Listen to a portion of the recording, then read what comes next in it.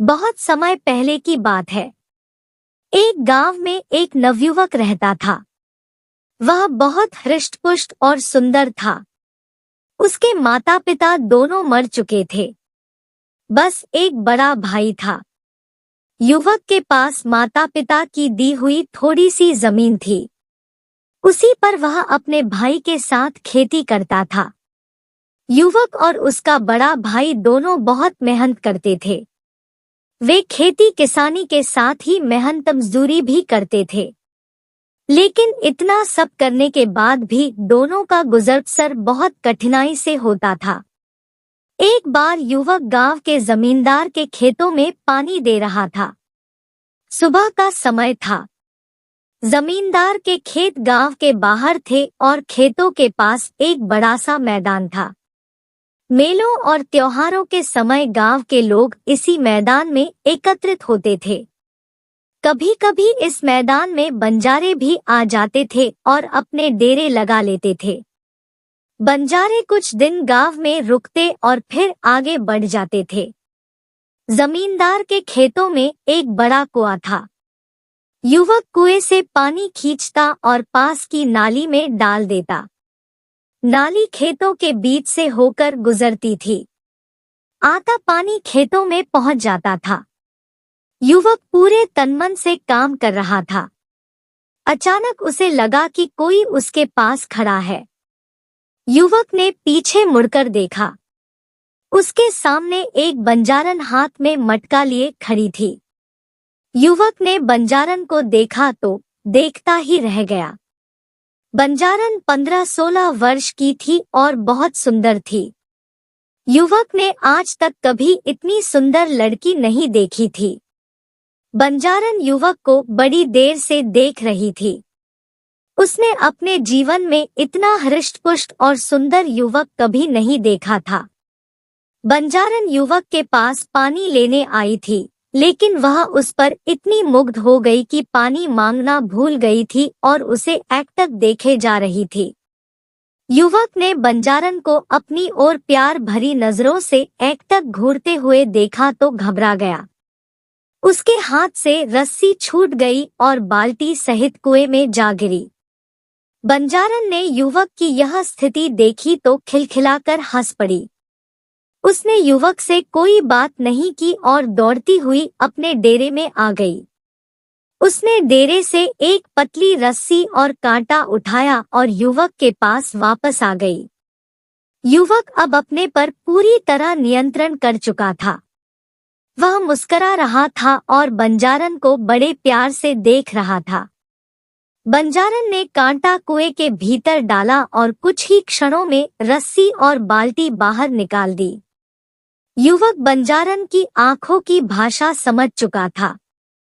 उसने बंजारन का घड़ा भरा और बिना कोई बात किए रस्सी बाल्टी लेकर अपने घर आ गया। युवक को रात भर नींद नहीं आई। वह सारी रात आंखें बंद किए बंजारन के बारे में सोचता रहा। बंजारन बहुत सुंदर थी। अगले दिन प्रातःकाल युवक पुनः जमींदार के खेतों में पानी देने के लिए कुएं पर आ पहुंचा। उसकी आंखें अलसाई हुई थी और आज उनमें पहले जैसी ताजगी नहीं थी। युवक ने कुएं पर पहुंचकर अभी एक बाल्टी पानी भरा था कि बंजारन पुनः आ गई। ऐसा लगता था कि वह अपने डेरे के पास खड़ी उसी की राह देख रही थी। दोनों ने एक दूसरे को देखा और आंखों ही आंखों में बहुत सी बातें हो गई। युवक के मन की बात जानने के बाद बंजारन उसे अपने डेरे में ले आई और उसे अपने बापू से मिलाया। बंजारन का बापू बहुत लालची आदमी था। उसे जब यह मालूम हुआ कि युवक एक गरीब किसान है, तो उसने उसके साथ बंजारन का विवाह करने से साफ मना कर दिया। लेकिन बंजारन की मां के बहुत समझाने पर वह इस शर्त पर अपनी बेटी का विवाह करने के लिए तैयार हुआ कि ग्रामीण युवक उसे 500 चांदी के सिक्के लाकर देगा। बंजारन के बापू ने युवक से साफ साफ कह दिया कि 5 माह बाद नवदुर्गा की अष्टमी के दिन कामाख्या मंदिर में वह बकरे की बलि चढ़ाएगा। इस दिन तक यदि उसे चांदी के सिक्के मिल जाएंगे तो वह कामाख्या मंदिर में ही अपनी बेटी का विवाह कर देगा, और यदि युवक चांदी के सिक्के नहीं ला सका तो वह अपनी बेटी किसी और को सौंप देगा। युवक ने बंजारन के बापू की शर्त मान ली। वह शरीर से हृष्टपुष्ट और मजबूत होने के साथ ही बड़ा साहसी भी था।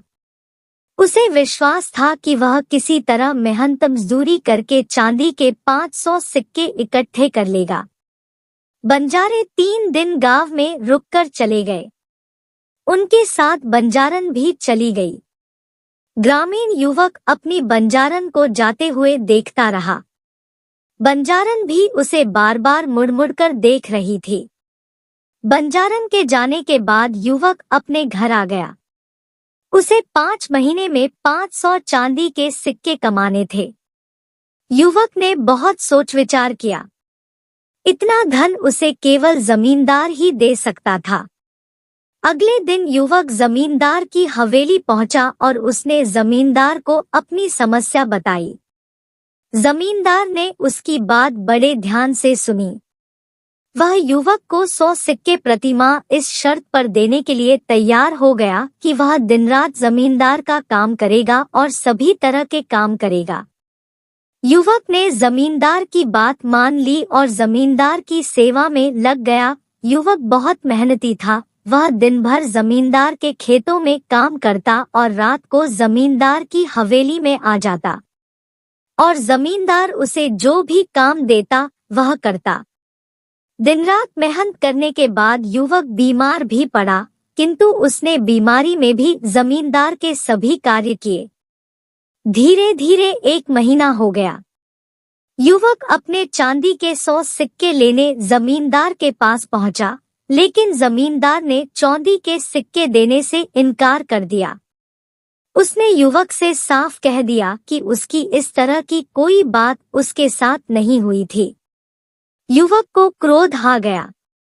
उसने जमींदार को बहुत बुरा भला कहा और उसे उठाकर पत्थर की एक चट्टान पर पटक दिया। इससे जमींदार का सिर फट गया और वह मर गया। इसी समय जमींदार के घरवाले और उसके नौकर चाकर आ गए, लेकिन इसके पहले कि वह युवक को पकड़ पाते वह भाग निकला। जमींदार के नौकरों ने उसका पीछा किया, किंतु वे युवक को पकड़ नहीं सके और खाली हाथ वापस आ गए। युवक भागता रहा और भागते भागते बंगाल आ पहुंचा। यह एक नया स्थान था। युवक को लगा कि वह यहाँ सलता से चांदी के 500 सिक्के कमा लेगा और अपनी बंजारन को ले आएगा और यहीं बस जाएगा। उसके लिए अब गांव वापस लौटना खतरे से खाली नहीं था। युवक को काम की खोज करते करते 3 दिन हो गए, लेकिन उसे कहीं कोई काम नहीं मिला। इस बीच उसने कुछ भी खाया पिया नहीं था। आता भूख से उसकी हालत खराब हो रही थी। चौथे दिन प्रातः युवक एक बगीचे में बैठा हुआ कुछ सोच रहा था। इसी समय उसके पास एक सुंदर युवती आकर खड़ी हो गई और उसे देखकर मुस्कुराने लगी। युवक को लगा कि वह स्त्री उसकी कुछ सहायता करना चाहती है। उसने उसे अपने पास बैठाया और सारी बातें बता दी। सुंदर स्त्री ने युवक की बातें बड़े ध्यान से सुनी। उसने उसे सभी प्रकार से सहायता करने का विश्वास दिलाया और अपने महल में ले आई। सुंदर स्त्री का महल बड़ा आलीशान था।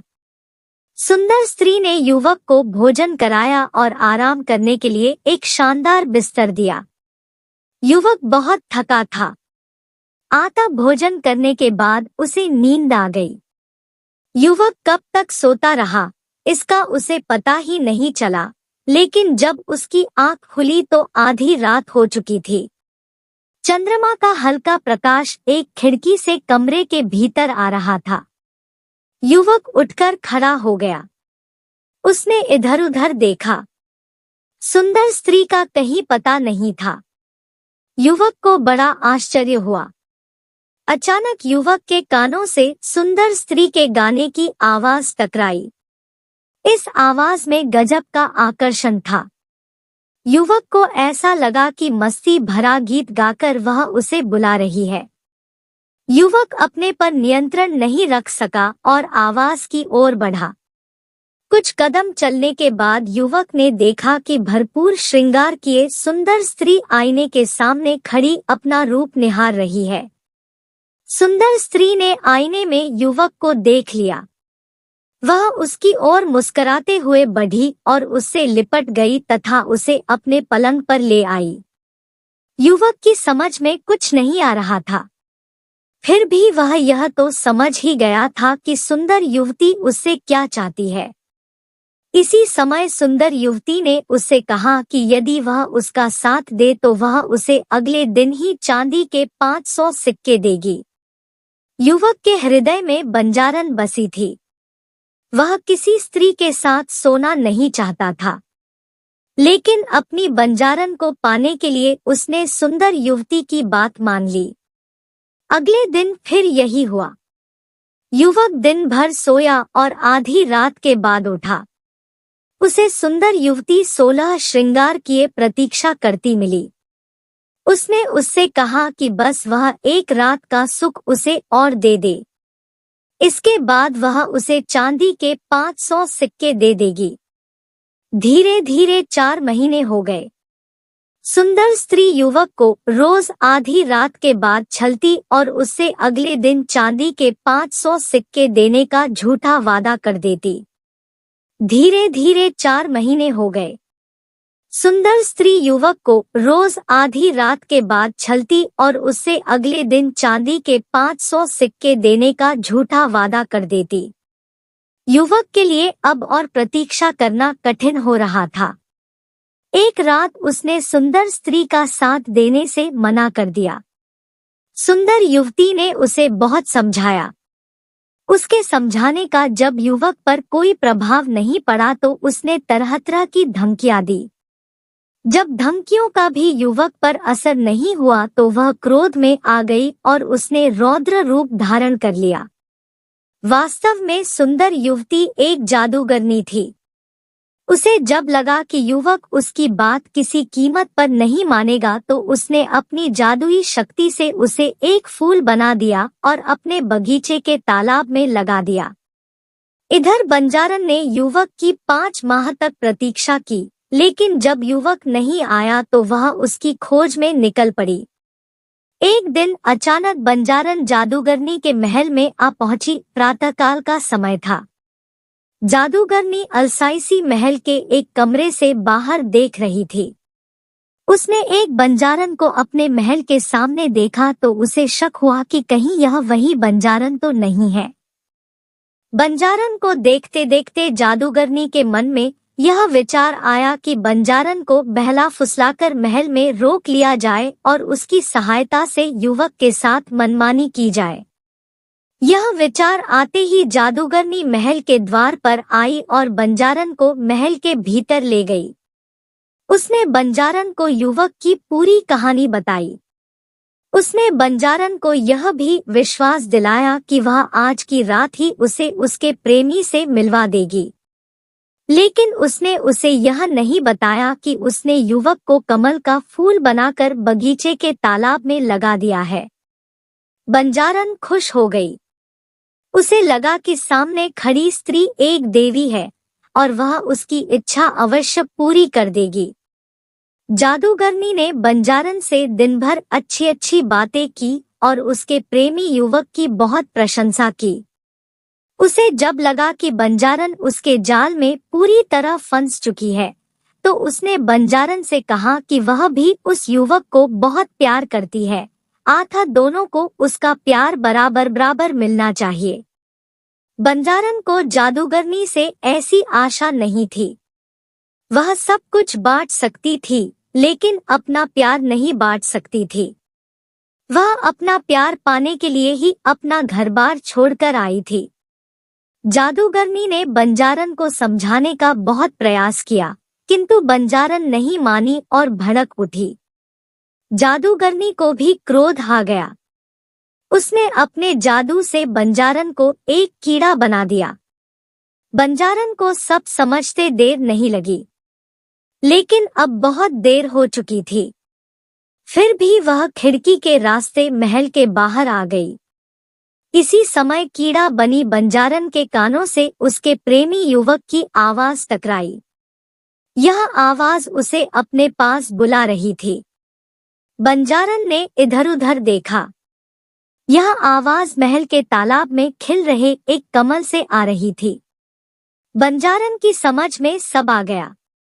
जादूगरनी ने उसके प्रेमी को कमल बना दिया था। वह तेजी से कमल के पास पहुंची और उसमें समा गई। इसी समय खिला हुआ कमल बंद हो गया। जादूगरनी बहुत क्रोध में थी।